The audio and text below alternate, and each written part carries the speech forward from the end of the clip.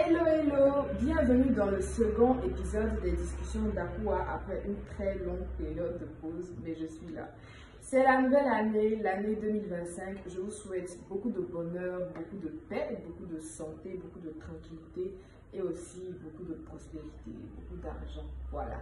Donc pour bien commencer l'année, quoi de mieux qu'un bon livre pour parler des finances, pour parler de prospérité, pour parler de comment faire fructifier tout ce que nous avons, comme richesse, comme talent, etc., etc. Et donc, dans ce cadre-là, je viens vous parler d'un livre. Je vous le recommande vraiment, vraiment, vraiment, vraiment. Ce livre-là, le voici. Je pense qu'il est assez populaire. C'est le livre de Ricardo Kanyama qui nous vient de la RDC. Il est auteur, conférencier, coach et puis millionnaire. Voilà, il est riche, il a beaucoup d'argent. Donc, ce livre-là, c'est un concentré de sagesse financière. Voilà. Donc, Ricardo Kanyama a eu son parcours, a eu son parcours pour arriver à la richesse. Et c'est tout ça qu'il explique dans ce livre. Donc, c'est la chèvre de ma mère. Voici le titre, la couverture, pardon. Le titre, c'est la chèvre de ma mère. La couverture est assez simple. Voilà, vous voyez, il y a la chèvre en bleu là, en dessous. Il y a l'édition et puis euro, dollar, voilà, et puis même Ricardo Kanyama qui est là, tout simplement. Donc, Ricardo Kanyama, comme je le disais, est un millionnaire. Sauf que ce monsieur-là a bâti sa richesse partant de rien. Donc, dans ce livre, il explique comment il est arrivé à cette richesse. Il donne des conseils, il explique des situations. C'est vraiment un livre pratique. Ce que j'aime dans ce livre, c'est qu'il est adapté à nos réalités africaines. Et lui-même, il aime le dire dans ses interviews, que ce livre prend en compte les réalités locales, les réalités du continent. Comment avoir l'argent en Afrique. Parce qu'effectivement, lire du Kiyosaki, c'est bien, mais parfois, l'exemple étranger n'est pas vraiment applicable ou bien n'est pas vraiment efficace pour nos contrées. Donc, voici le livre. Voici le livre. Je ne sais pas trop où le trouver exactement. Je vais chercher. Peut-être que je vais mettre ça dans les commentaires et tout. Mais voilà, je vous le recommande dans ce début d'année. En tout cas, si votre objectif, c'est d'être prospère. Donc, qu'est-ce qui se passe dans ce livre? Je suis venue vous parler de l'histoire de Ricardo Kanyama qui m'a vraiment touchée, qui m'inspire et je pense qu'il va vous inspirer. Qu'est-ce que Ricardo dit dans ce livre? Ricardo explique, enfin, Monsieur Ricardo, voilà. Monsieur Ricardo explique qu'il vient d'une famille très, très, très pauvre. Quand il était petit, à l'âge de 6 ans, il a perdu son père. Quand il a perdu son père, la pauvreté là s'est accrue dans sa famille. Ce qui s'est passé, c'est que sa famille paternelle s'est accaparée les biens de son père, laissant sa mère sans suffisamment d'argent pour s'occuper de la famille de lui et ses frères. Et c'est bizarre, c'est un contraste, mais c'est cette femme qui n'avait pas grand-chose qui a été le réservoir de la sagesse dans l'histoire de Ricardo Kanyama. Donc, la mère qui est aujourd'hui, qui est devenue le seul soutien familial, financier et tout, a essayé, avec ses petits moyens, avec ce qu'elle avait, de prendre soin, a essayé de prendre soin de sa famille, de ses enfants. Donc, qu'est-ce qui se passe? Ricardo, sa famille et tout, déménagent, ils vont dans un autre village, voilà. Ils essayent tant bien que mal de s'adapter, d'avoir une vie un peu commode. Sauf qu'il n'y a pas d'argent, les habitudes sont différentes. Papa n'est pas là, il n'y a pas de provision et tout ça. Mais ils avaient une seule chose qui constituait leur patrimoine, c'était une chèvre. La mère prenait soin de la chèvre, les enfants s'en plaignaient. Pour les enfants, il fallait que la mère tue la chèvre pour qu'ils puissent manger de la viande comme à l'accoutumée au temps où leur père était là. Et la mère disait toujours aux enfants, mes chers enfants, ce n'est pas le moment de tuer la chèvre. Si nous tuons la chèvre, nous n'aurons plus d'occasion de devenir riches, de nous en sortir financièrement. Donc les enfants sont là, mais maman, on mange des légumes tout le temps. Bon, si on veut mettre ça dans le contexte ivoirien, on mange la sauce au bébé tous les jours, mais pourquoi tu ne veux pas qu'on mange un jour un choukouya de chèvre et tout ça? Et la mère, elle disait que voilà, ce n'est pas le moment, la chair c'est c'est notre ultime ressource, c'est notre seule richesse. Si nous tuons la chèvre, pardon, nous n'aurons pas la possibilité de nous enrichir, de devenir autonomes financièrement. Donc Ricardo ne comprenait pas ça, il était tout petit, ses frères aussi, voilà. Mais l'histoire a donné raison à la mère, parce que des années plus tard, la chèvre a mis bas, elle a donné des petits. Ces petits aussi se sont accouplés à d'autres boucs, et puis ça a donné un troupeau. Et le troupeau a été la source de revenus de toute la famille. De telle sorte que la mère a pu répondre aux besoins des enfants, les enfants ont pu aller à l'école, enfin tout allait bien. Donc, souvenez-vous et retenez cette partie, que les enfants mettaient la pression à la mère pour qu'elle tue la chèvre, pour qu'ils aient le même niveau de confort, de plaisir qu'ils avaient quand ils étaient au temps où leur père était encore en vie. Sauf que la mère n'a pas cédé à la pression des enfants. Retenez bien ça. Donc, Ricardo grandit, travaille bien, il arrive jusqu'au doctorat, il a un doctorat en philosophie, il est brillant. Sauf qu'à ses 28 ans, il finit, il cherche du travail, il ne trouve pas du travail, il n'y a pas de travail pour lui. Ricardo essaie de faire de petites choses, de faire un petit boulot, voilà, vie de salarié et tout ça, ça ne passe pas, il ne gagne pas grand chose. Et il dit qu'à l'époque, il gagnait 15 dollars, voilà. Et Ricardo a commencé à réfléchir. Vous savez, hein, souvent la galère, ça emmène à réfléchir, à bien penser. Ricardo commence à se demander, mais ma mère qui n'était pas allée à l'école, elle a pu me scolariser mes frères et sœurs. Et moi qui suis un docteur, je n'arrive même pas à joindre les deux bouts. Je n'arrive même pas à avoir de l'argent pour prendre soin de moi, pour prendre soin de la femme que je souhaite épouser et tout ça. Et il a commencé à réfléchir.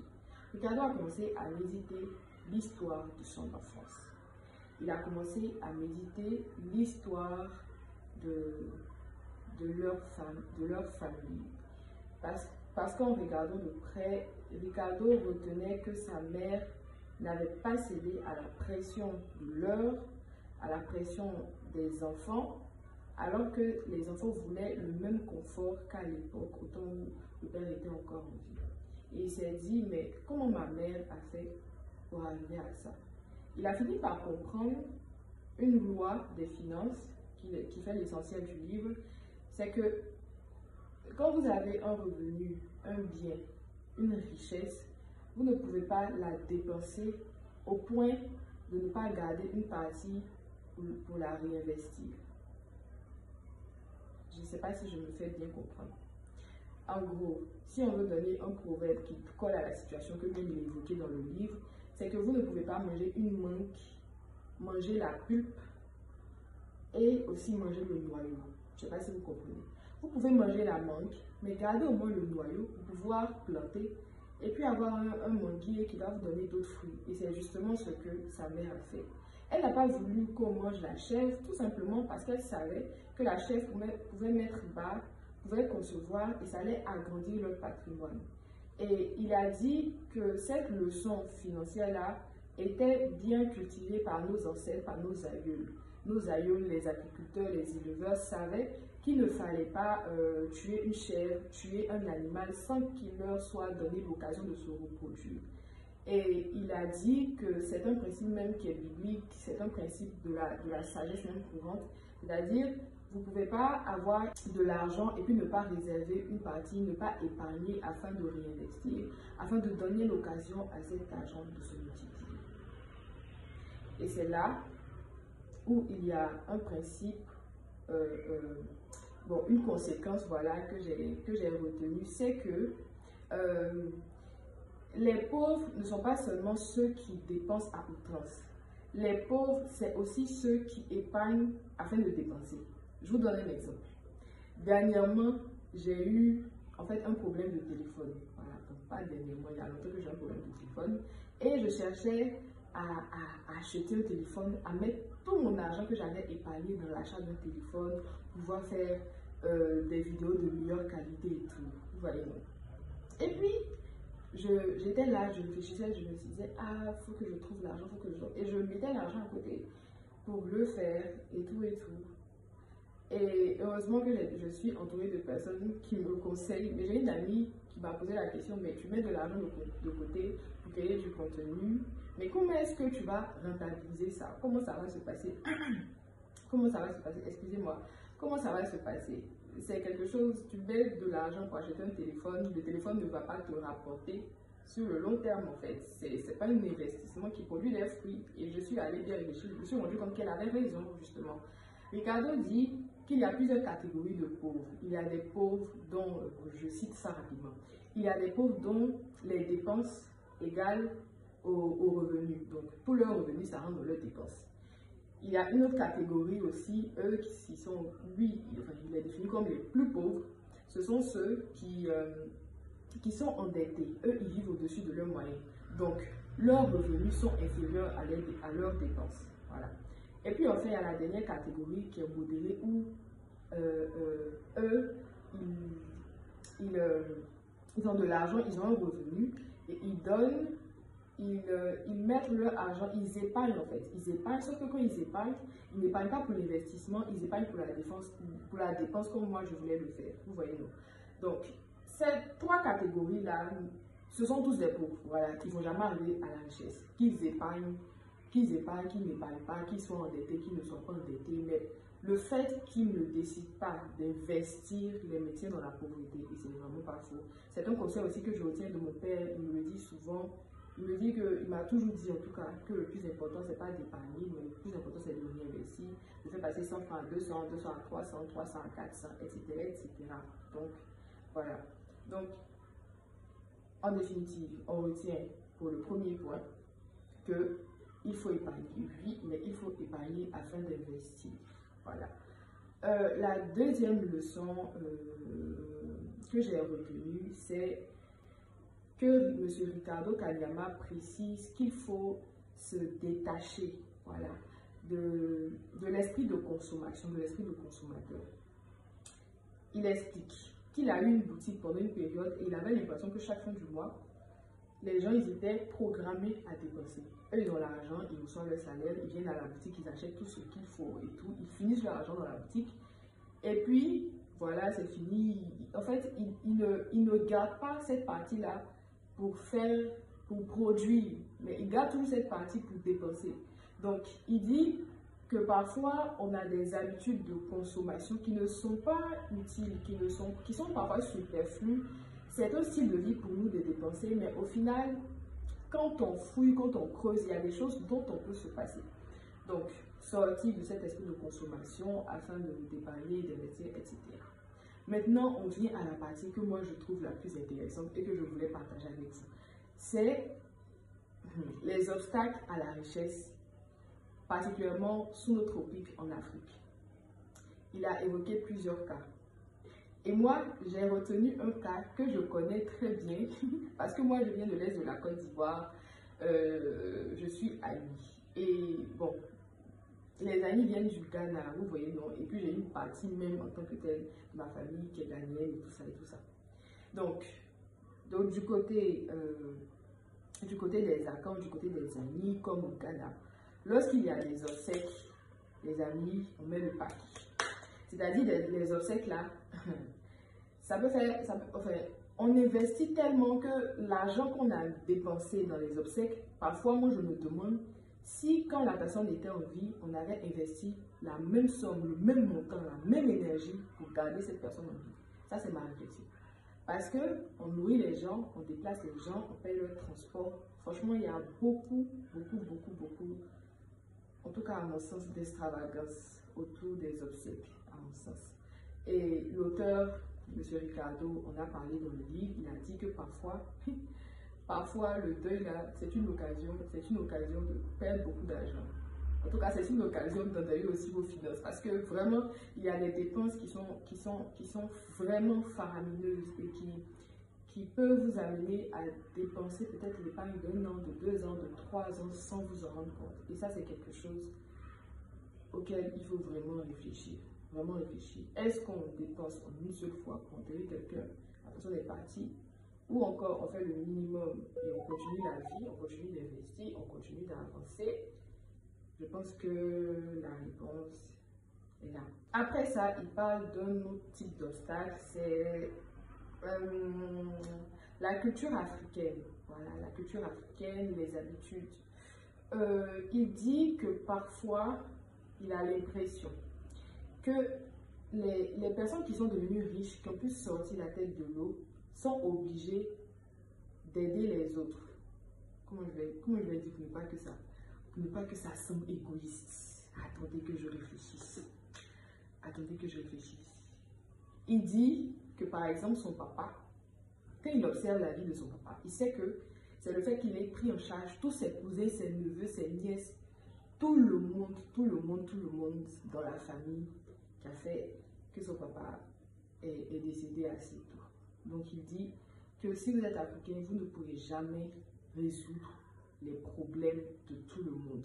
En tout cas, si vous voulez vivre longtemps, ne pas avoir d'AVC, évitez. Il a beaucoup parlé aux hommes. Et voilà, il dit si vous êtes chef de famille et tout, ne pensez pas que vous êtes dans l'obligation d'aider tout le monde parce qu'au final, vous avez une richesse à pérenniser. C'est pas seulement pour vous, la richesse, c'est pas seulement pour vous, c'est pour votre descendance aussi.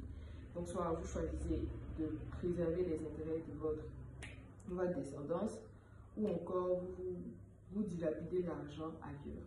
Et je pense que ce point-là mérite réflexion. Et j'aimerais avoir votre avis dans les commentaires. Qu'est-ce que vous en pensez? Qu'est-ce que vous en pensez? Quel genre de choix vous allez faire pour vos finances? Quand vous serez suffisamment, est-ce que vous allez être suffisamment stable? Donc, quand vous allez fonder votre famille, si vous l'avez déjà fondée, à quel point vous allez aider les autres? À quel point vous allez aider les autres, vos cousins, vos neveux, vos nièces et tout? Et puis, comment vous allez gérer ça par rapport à vos enfants? C'est la question. Et il explique aussi qu'il y a un autre point de ce type de situation, c'est l'habitude qu'ont les amis en Afrique de s'attendre à ce que leurs amis qui ont réussi puissent les aider financièrement, même quand ils se mettent dans un engrenage financier qui oblige beaucoup d'efforts, beaucoup de réparations, etc., etc. Donc, il expliquait qu'une fois, il a eu un ami qui est venu lui demander de l'argent parce qu'il avait il avait soutiré de l'argent à quelqu'un en banque, des choses comme ça s'était mal passé. Et M. Ricardo a refusé, tout ça, son ami s'est fâché. Il dit, mais toi, tu as l'argent, j'ai accès à tes comptes. Déjà, il a violé la confidentialité, les règles de confidentialité de son métier, mais il n'a pas reconnu ça. Il s'est dit, j'ai un problème, mon ami a l'argent, forcément mon ami va m'aider. Alors que l'ami en question, c'est un chef d'entreprise et voilà, il a des employés à payer, il a des charges et tout. Donc M. Ricardo lui a répondu que ce n'était pas possible. Et son ami était en colère et ça a créé des frictions dans leur relation. Donc, l'auteur, en fait, ce qu'il nous fait comprendre, c'est que parfois, vous aurez des gens à côté de vous qui vont penser que votre argent est leur argent. Et il faut faire attention. Il faut faire attention. Parce que souvent, ces personnes-là ne comprennent pas à quel point vous avez investi, vous avez fait des efforts pour arriver là. Et si vous vous attardez sur les sentiments, sur les, je sais pas, sur des obligations morales, imaginez, parce que c'est le cas, hein, vous n'êtes pas obligé de réparer les erreurs de tout le monde, vous ne pouvez pas. Si vous êtes dans les capacités de le faire, et justement, ce n'était pas une petite somme, c'était vraiment assez d'argent. Si vous êtes dans les capacités de le faire, vous ne le faites pas. Et ces personnes-là, il faut qu'elles assument leurs erreurs, il faut qu'elles assument leur désordre financier. Voilà, chacun est responsable de ses actes, chacun est responsable aussi des engagements qu'il a pris, chacun est responsable de l'entreprise qu'il crée. Donc, que les responsabilités soient bien situées et que les vôtres, vous ne les méprisez pas. Voilà. Maintenant, après ça, il y a le volet religieux. Voilà, donc, pour certains, et je pense que tout le monde le comprend aujourd'hui, pour certains, la richesse ne va pas avec la sainteté, avec la foi chrétienne et tout. Et l'auteur, il explique que, voilà, si le Seigneur Jésus lui-même, il a guéri, il a multiplié le pain, c'est qu'il était le plus riche en réalité. Parce qu'il était capable de tout faire. Il était capable de tout financer. Il était capable de ressusciter les morts, de guérir. Justement, d'empêcher que tu ailles à l'hôpital et déposer ton argent. Donc, en réalité, Dieu est riche. Dieu est large en richesse. Donc, ce n'est pas à nous, ses enfants, de rester en dehors de ce plan de richesse, de prospérité que lui-même, il a prévu pour nous. Voilà. Donc, ce sont ces petits points-là que j'ai eu à découvrir dans le livre. Je continue de le feuilleter un peu. Je vous le recommande, lisez-le, dites-moi ce que vous en pensez, s'il vous plaît, vraiment, venez qu'on discute. Et puis, pour la fin, j'ai une petite phrase que j'aimerais partager avec vous. Si vous n'avez rien retenu, rien compris de ce que j'ai dit, au moins retenez ça. Donc, on écoute. Le gain est passager, mais la dépense est continuelle et exponentielle. Même si votre mort, même après votre mort physique, il faudra dépenser pour vous enterrer. Pensez-y. À bientôt.